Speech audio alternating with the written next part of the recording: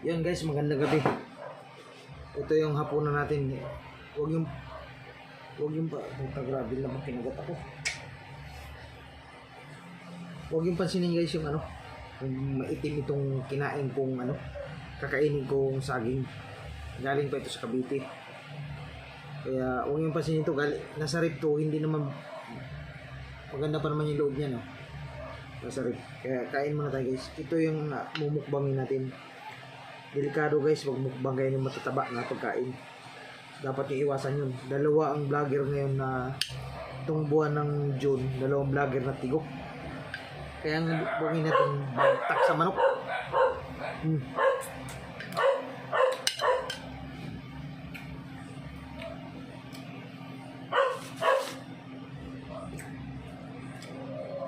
So guys, muna kainin na to.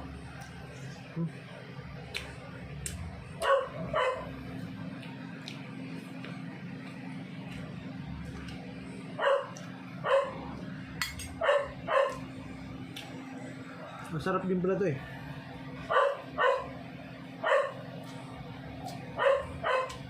Pag marunong kumain, masarap. Pag marunong kumain, masarap to.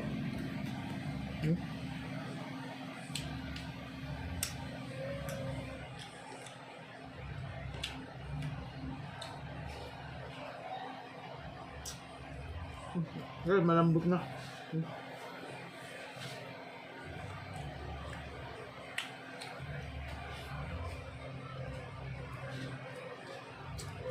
Napanood nyo guys yung bago na tigok si Dong Tapatan.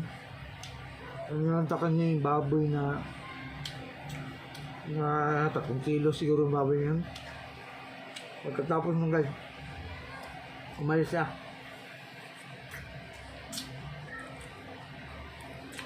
Nabalitaan lang na hindi na siya sa ospital. Wala inatake. Delikado talaga.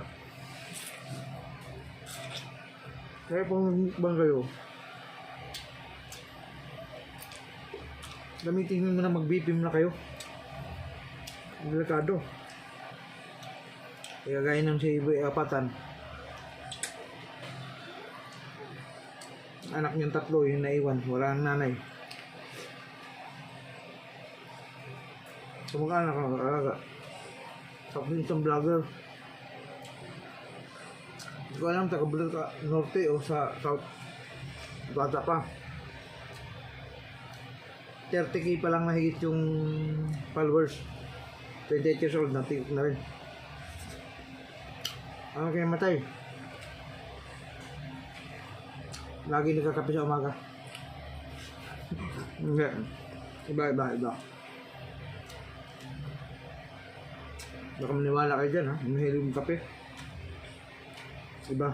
Hindi ko alam ang buhay nung ito si Dong Apatan. Mahilig kumain talaga na ano. Isang buong piritong manok. Doon siya nadali. Minsan ulo ng baboy. Ang taba ng buta, ubos. Delikado.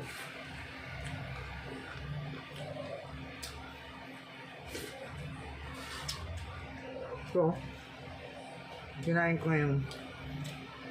Ito lang pagkain ko guys. Kasi gabi na, kumbaga ano lang yan. 1 rice. At saka paan manok.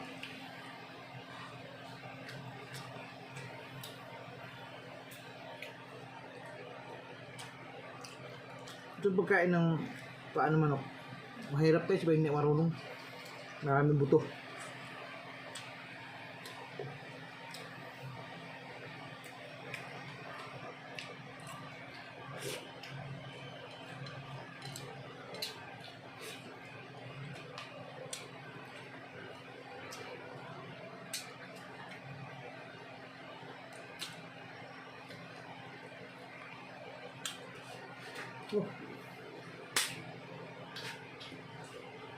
Dami no? Nagat ako. Habang kumakain ako, pa ako kinakain din naman mo. Alam?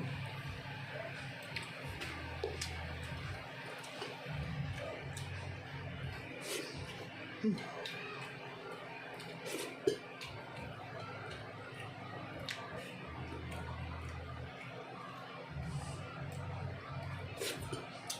naman. Ito pa himagas natin kasi bilog na bilog to guys, oh. Di ba? Kala mo sira na, no? Pero hindi yan sira kasi nilagay ko sa ref yan kasi malapit na mag-overripe. Bilog na bilog yan. Galing Cavite yan guys.